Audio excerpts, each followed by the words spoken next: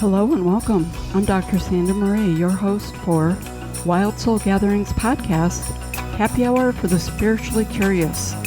I'm very grateful for all you wild souls out there. Thank you for joining us. I'm really excited for our listeners who will be meeting our guests. They will be sharing their unique gifts, their insights, their journeys, and so much more. We will be discussing the many aspects of spirituality, topics like energy healing modalities, Reiki, quantum physics, astrology, and mediumship, to name a few. In addition to our many guests, we'll be featuring Penny Petties, an amazing astrologer who shares astrology in a unique manner that provides so many insights for the listeners. If you'd like to learn more about us, please go to our website, wildsoulsgathering.com. We would love to hear from our listeners, your insights, your thoughts, other topics you might want to hear on the show. You can contact us at wildsoulsgathering@gmail.com. In the tradition of happy hour, cheers to some new insights, peace, revitalization, and perhaps an aha moment that may positively influence your life. Brief disclaimer on this episode. There were numerous technical and connectivity issues when taping this interview. We felt there was much value with the content of this episode, so please be patient. There will be some glitches in the editing. Thank you and enjoy. So cute. So I love that you just said that there's a little dragonfly there. So I think that there's a lot of spiritualness with dragonflies. Welcome to Wild Soul Gatherings. I'm Dr. Sandra Marie. I'm going to be your host for this episode of Happy Hour for the Spiritually Curious. Today I have with me Sarah Saxby. Sarah is a medical intuitive. She's been doing this for quite a while. She has most recently got together with another group of women and started a podcast called Wisdom Warriors. How are you today, Sarah? I'm loving the background, being out there with you. Yeah, it's so beautiful here. And it's like going to be 80 degrees. Yay. in Cleveland. Oh, awesome. I heard you've had quite the spring. So tell me a little bit about this Wisdom Warrior project. Like, how did you get together? What was the concept? What was your thoughts? What are your hopes for? Yeah. So as a lot of things go, we are doing some like rebranding, and there's been, a few changes with our podcast. So we're going to go, I believe we're going to go with Inspiring Minds Combined. That's going to be the name of our podcast now. I think it just fits more and it feels right. So we're just, as things go along, you just make changes as, with the flow. But we came together. So I was actually the intuitive coach for the dragonfly for one of my partners, Jen. And she and I worked together for several years. And so just recently, or probably, 6 months ago, we were kind of talking and thought that we wanted to get some of our info we've grown consciously. And we wanted to share that. We thought that people would really like the things that we've gone through, the situations that we've gone through, the things that we've learned, the way that we've grown. We wanted to share that because we thought that it would resonate with a lot of people. And really, we want everyone we don't want anyone to feel alone. We don't, we're a community, and we thought that sharing our stories would help other people, inspire other people, and then kind of talk through how we made it through situations. And so I've been gifted the opportunity to listen to them. And I think that you have really nailed it, because it does deal with a lot of issues that many people deal with. So it's not everyone deals with them, but some people deal with them personally, or they have people in their lives that deal with them. And I love the Inspiring Minds Combined. It so really fits what you guys are doing with the Wisdom Warriors. The thing that I love about it are the topics that you hit are topics that people feel uncomfortable about talking, or they feel embarrassed, or they feel like they're lesser because of that. So I love that you're bringing them to the forefront. And not only do you bring them out and take the stigma away from them, but you provide solutions with it. So that was really nice. I have to tell you, two of the episodes really spoke to me more than the others. The one that I found really fascinating was your episode on consciousness. Mm-hmm. Can you tell me a little bit about where you were coming from that? I never honestly really thought about consciousness as being individual and unique. So as I listened to it, I was doing one of those, this is really interesting. I've never really thought of it this way. Yeah. Yeah. Well, I mean, consciousness, that's a big topic. That it is. Yeah. And, I'm sure, as you know, there's always this flow of never ending, I don't know, energy that is us, is all of us. But I think the way that I was looking at it was in an individual way, taking into consideration the expansion of consciousness individually. So obviously we are all consciousness, but based on, where we've come in our lives or past lives, whatever your belief system is, we carry a lot of, I don't know. I don't want to call it like dysfunction. I'm trying to think of a word that would resonate with everybody, but there's a lot of blockages, limitations, things that each individual carries. And as we work on ourselves, as the situation presents itself, because obviously like other human beings are in our presence to help us work on those limitations and blockages, even though we don't like to admit that sometimes we just want to remove people from our lives. But, that situation is coming back, right? Like you can walk away from a situation, but if you didn't grow consciously from it, if you didn't sort of dig in and really get to the bottom of why that person is in your life and why you're triggered by that person, then it's just going to come back in a different package. So, that's part of why, we wanted to talk about, just consciousness and just becoming more aware of why those situations occur. And, because once you figure it out, it's not coming back. I mean, it might come back, but it won't bother you anymore. No, I love it. I was just talking with a friend who recently resigned her position and is starting a new job. Just like, I've been through this for the last 20 years. Like, I don't want to relive it again. And as she was finishing up the job that she just resigned, she's like, put a lot of energy and thought into what am I missing that I keep having to relive the situation? Like, I've not completed my on this yet. And then there was something that literally came up the last 2 weeks that she didn't walk away from. She addressed and she actioned. And I said, I think you did it. I think this is what it's been, was just sitting back and not confronting and not putting a voice and a words to things, but most of all, not being attached to the outcome of your actions. And it really did make a big difference for her. So I'm very excited she's starting a new job in June. But I'm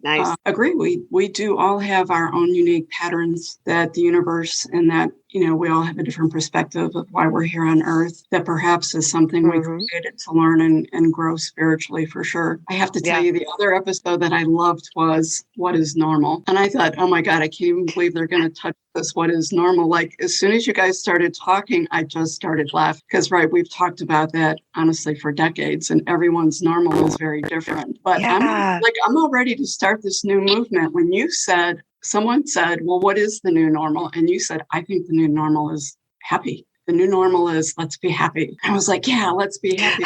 Happy's the new normal. Let's start a campaign that's the new normal of let's be happy. Yeah. So, if you want, just talk a little bit about where that came up. It just seemed like it was such a spontaneous remark for you when you said it, but I don't know if it was something that's been a little bit more thought-provoking for you when you brought it up.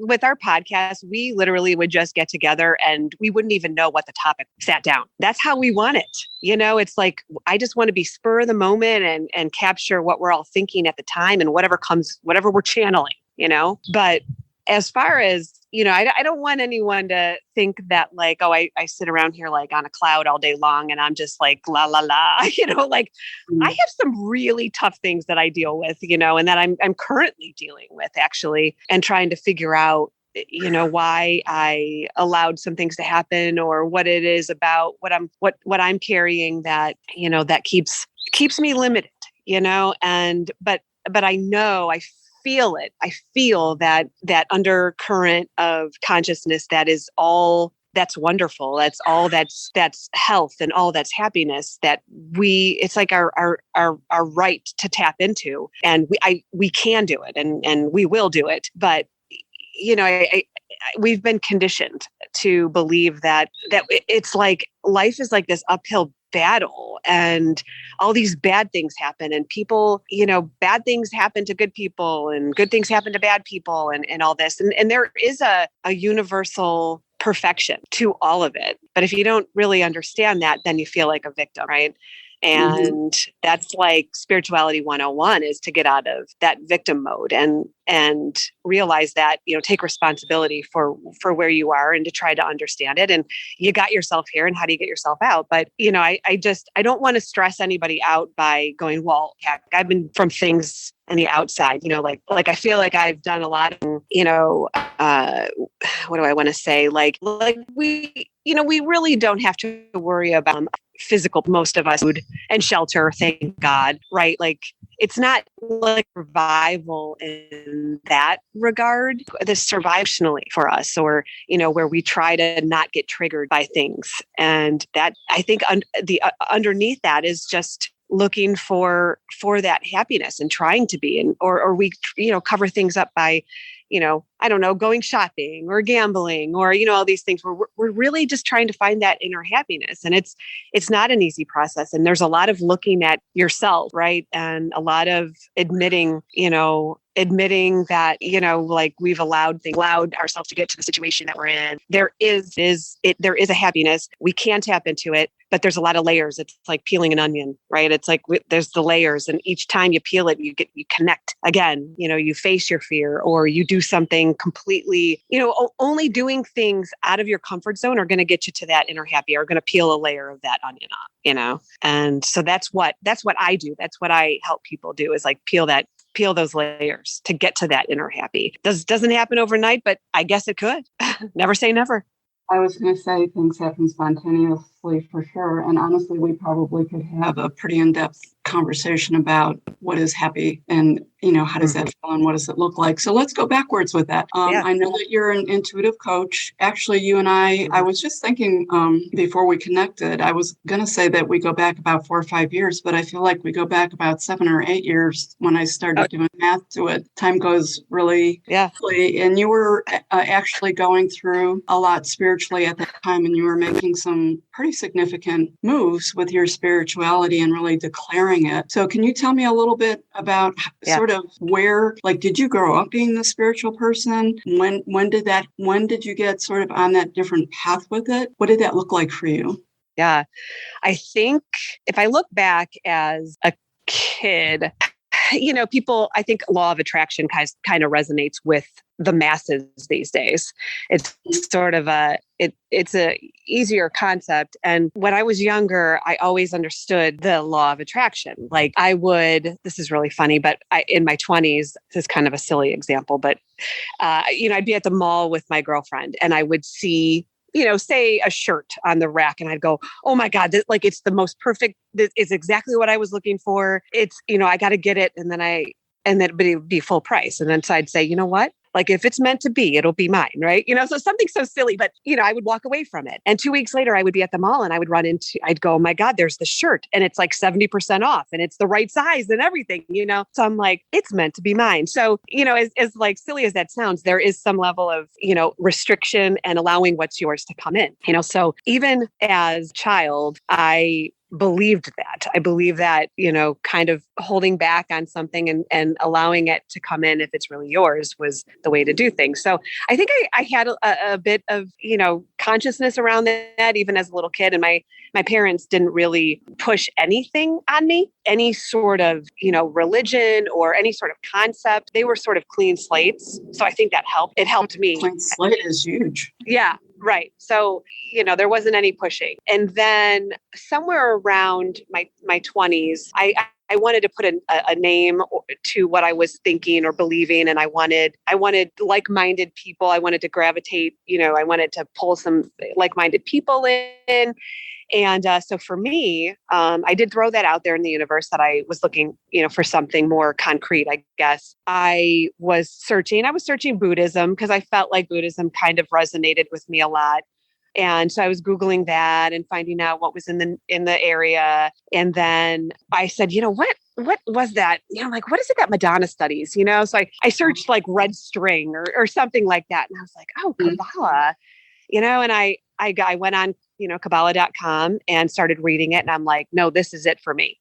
This is definitely it. This is resonating. It's sort of a spiritual school of hard knocks. If you talk to people who sort of like, have that spiritual like understanding, they'll go, "Ooh, yeah, Kabbalah is a little like it's not easy." And I in my 20s, and I began working with a Kabbalah teacher, and that's when the hard work began, where I was like, "Oh my God," just I think one of the podcasts that we did was looking at how if you look at somebody being inconsiderate, like cutting someone off on the highway, then if you're able to see someone being inconsiderate, then you also have it within you. Now, maybe I wouldn't cut someone off on the highway, but I think the situation I shared was that I'm very impatient with I was impatient with my kids when they were younger, and it's not their fault that they didn't understand something, but so I was being inconsiderate, or maybe I zone out when someone's talking and I'm not completely listening. So that's being inconsiderate, right? I do have it. So that was a lot of the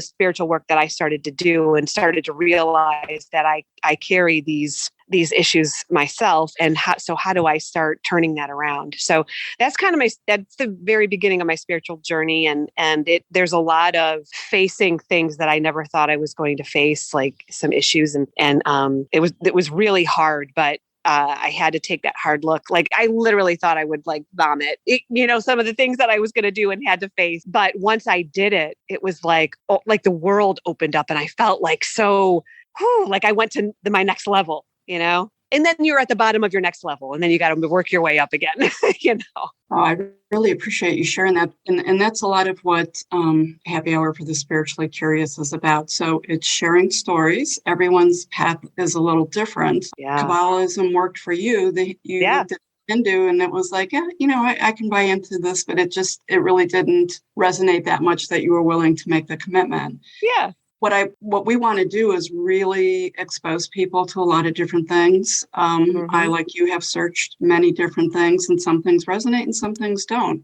But at the end of the day, the conclusion I always come to when you look at the basic tenets of the practices is it's all the same. It's all the same. It's all one universe, one conscious. It's just different ways to get there, and how it works for you, and how it's going to work for you in this journey that you're on currently on the earth. So I think, I'm hoping that when people listen to this, they understand that it is a process, and it's a try it out, see what works, see what resonates with you. And it's really, the whole process, I think, is very similar to what you're doing.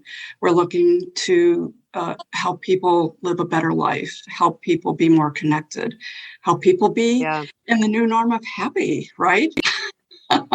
Yes. Oh, I hope so. That's my goal. So that is my goal for everyone. When you were doing this in your 20s, and your 20s is it's an interesting time. A long time ago. Yeah, it was. But it's a hard time because you're trying to fit into society, and you're trying to fit into peer groups, and you're trying to fit in with friends. And now we're seeing it more out there, and it's becoming more public, and it's more talked about, and it's more the norm. So for you, like, were you sort of spiritually in the closet then, spiritually out of the closet? How did that feel? I know you're a very strong woman, so part of me thinks that you would have just put it out there, and the other part of me thinks that you're also very sensitive, maybe not so much. Yeah. So back then, if I look at the course that this of, my each decade, I guess, I can definitely see that I got more comfortable as time went on to share that wisdom, because, like you said, that have gone on in the cosmos, unconventional ways to connect and unconventional ways to heal. So there have been things that's happened over the last few years, cosmic allowing. Well, you've definitely put yourself out there now, because it's no holds bar, and you are sharing.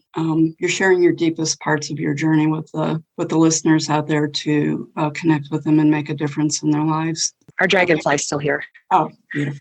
Well, the dragonfly, to me, honestly, the dragonfly is a message with it for sure. Yeah. Aww. Which is nice. So one of the other things that, I would like to help the listeners with is, for you, there is a ton of teachers out there, right? There's lots of books, lots of information, lots of YouTube videos, lots of classes, lots of retreats, things like that you can go to. Yeah. So who are some of the teachers that you read? I know that you've mentioned Abraham before. I could see that really piqued the smile on your face. You want to talk a little bit about Abraham? Because you and I we take for granted everyone knows who Abraham is, and what the purpose and the gifts of Abraham is, but a lot of the listeners are not going to know that. Yeah. So Abraham is actually, it's a name that Esther and Jerry Hicks actually gave to a group of souls that Esther was, well, I don't know if they named or she kind of like translated Abraham, but it's really like a group of souls that Esther is able to, what's the word when you bring down say that again? Channeling. Yeah. I don't know where it's escaping.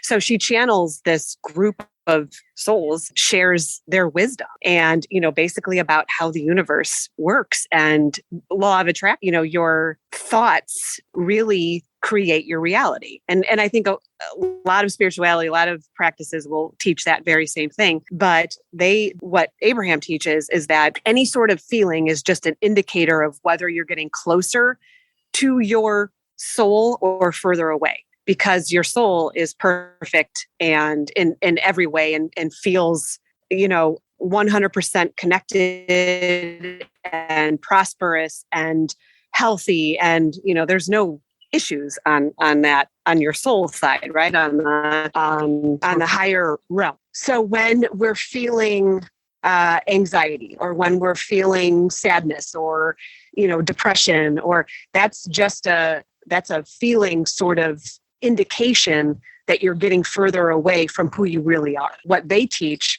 is that when you're feeling any sort of a negative feeling, that if you change your thoughts, and then it's going to have to be something very intentional in the beginning, but you change your thoughts to the next level. You don't have to, if you try to go too far, you're not going to make it and you're going to feel more stressed out. Meaning, like, if you take yourself to a feeling that's way, way up here, you're going to end up disconnecting and staying where you are. But if you go to the next level, so something that helps me, like if I'm feeling like anxiety or something, I try to think of something that's next level up.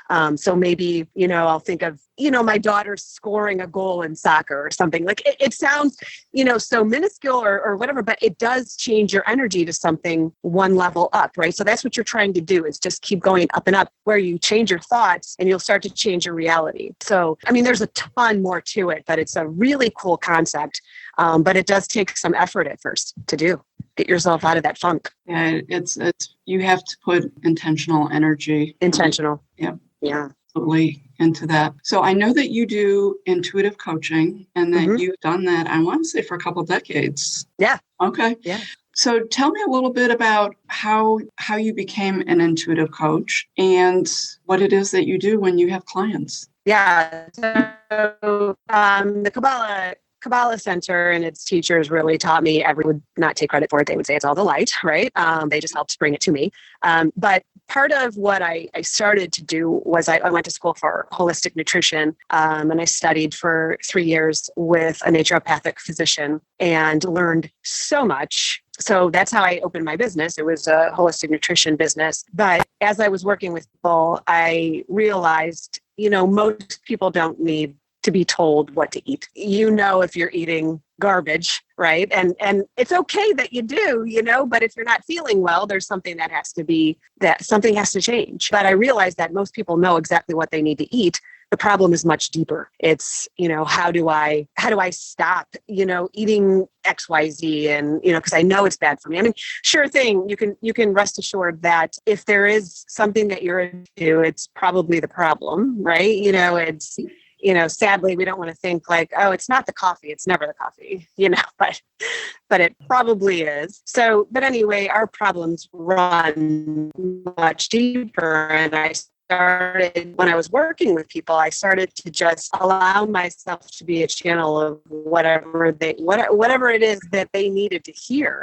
And before I would meet with anybody, I would just ask the universe, the light, whatever, to remove my ego and to allow me to be a pure, clean channel for the person who was in front of me and whatever they needed to hear. And so it just started transforming into something way different than creating a eating program for somebody, because that's not really it, and so people, it turned into so much more. Universe, am I frozen? That it needed to be of the people. So what's your next? Yeah. So it's been an awesome transition. So I know that you're gonna you guys are gonna do a little bit of a refund Wisdom Warriors, and that you're doing the intuitive coaching. Where do you see yourself in about 5 years with moving with all of this? Oh, I hope that, my goal is to reach people and to work with clients that have, a big desire, that are like a big rock being thrown into a pond, not that,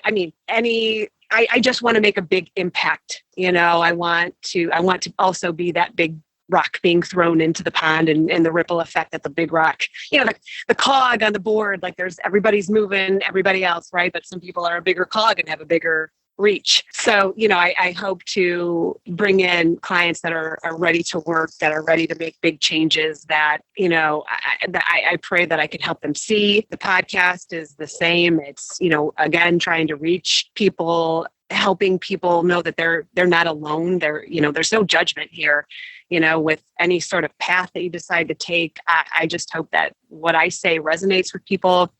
I also, my plan is to start a blog that it's called Comfortable Health. So that's going to be starting too, and maybe it'll turn into a book, but it's really about helping, and not just women, but it might sound like it's more geared towards that, but it's for anybody. But it has to do with enduring and not setting boundaries, and not even realizing that you're not setting boundaries, helping people be more aware of setting those limitations and not falling back, and allowing yourself to just endure pain and suffering, and again, like attaching to that happiness. I love it. I'm just still really focused on the new normal is happiness. New normal is happy. I have to tell you, when I heard that come out of your mouth, it just resonated with me, and it keeps repeating in my brain. And that's been for a while. So you've already thrown a little bit of a rock in there, because it's rippled through me for sure. I would love to have you on the show again. I would love to have your inspiring minds combined team. Yep, the team. Do a podcast, because that's a whole different energy. That's the word I was trying to think of before. Your energy with that group is just, you guys really play off of each other, and you can feel the energy coming off of it when you're interacting.